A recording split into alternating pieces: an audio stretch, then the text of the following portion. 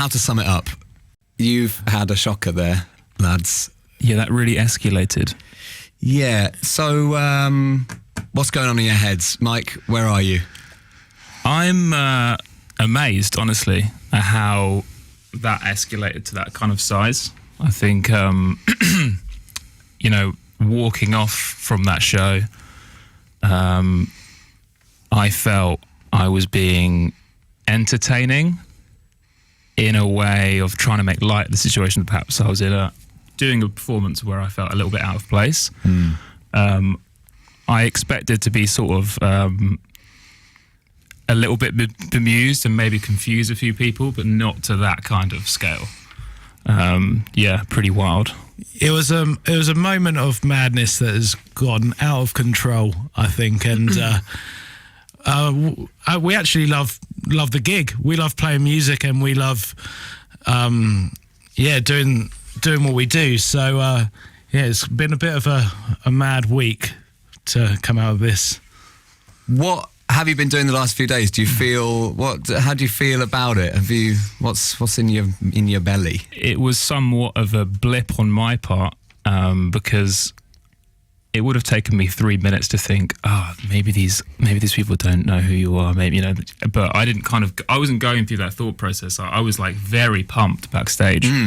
And I actually really enjoyed playing. I had a great time, and the ending to me, I felt like a sort of pro wrestler. I was sort of like walking off like I felt like a sort of pantomime villain. I didn't feel like I'd done anything sort of morally wrong. Yeah, I felt like a bit of a wind up. Honestly, that's kind of how I felt. Well, so here's my reading of it. It's because I watched the start of the show and it sounded great. The crowd were enormous. Everyone was there for the show, and that first comment you made about we're raw blood, no one knows who we are, this is rock music. Yes, yeah. I read that as, well, that's what Mike's like. He can be a bit grumpy. He's being dry. Dry as MDF, yes. But then I thought, he's still going.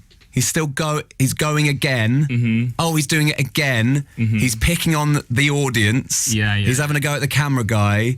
Did you feel like you were, like it started funny and then you were like, I'm just going to keep going? And did you think, have you watched it back? Yeah, I have, yeah. And I think when I'm in that zone, there's a part of my personality which only exists on stage. I can't find any other context in which I'm that energized. I feel like I look different when I'm on stage. Like off stage, I'm very quiet and quite sort of awkward.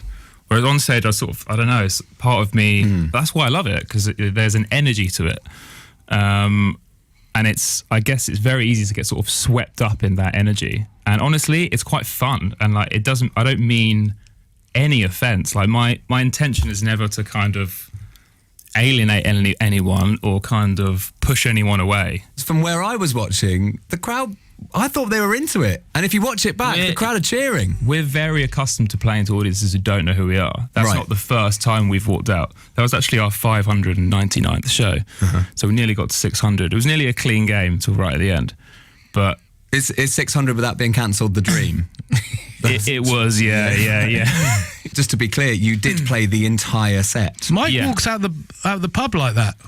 Like, yeah, I did anyway. Yeah, it's not unusual. It's just, it was just stupid. It was the main rule that you've broken here is that every day on Twitter there is a main character, and the rule of life is try and avoid being the main character on Twitter for the day. And you've blown it. You were the main character for the day, but how did it feel?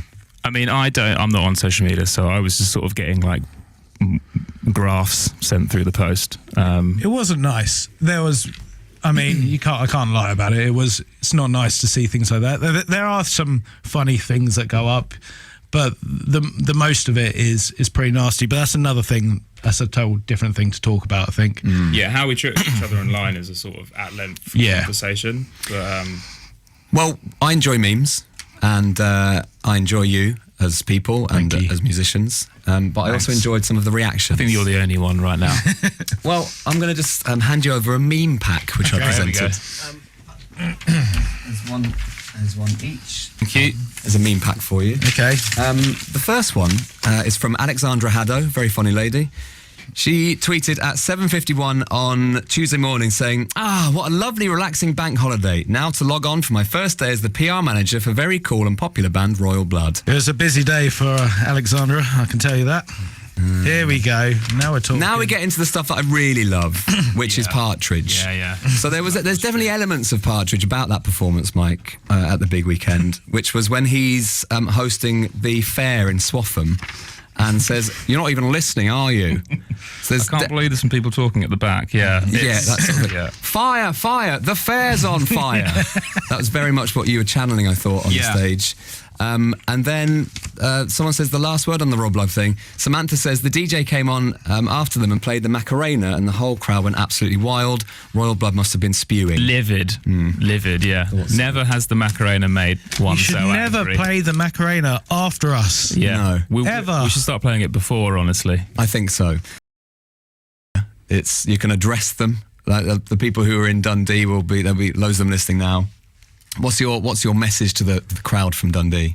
My message is that I meant no offence. We look forward to coming back, and applause is optional.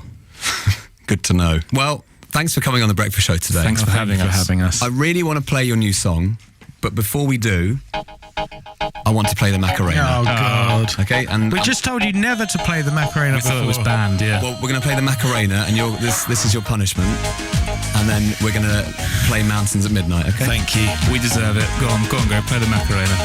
and you're both going to dance.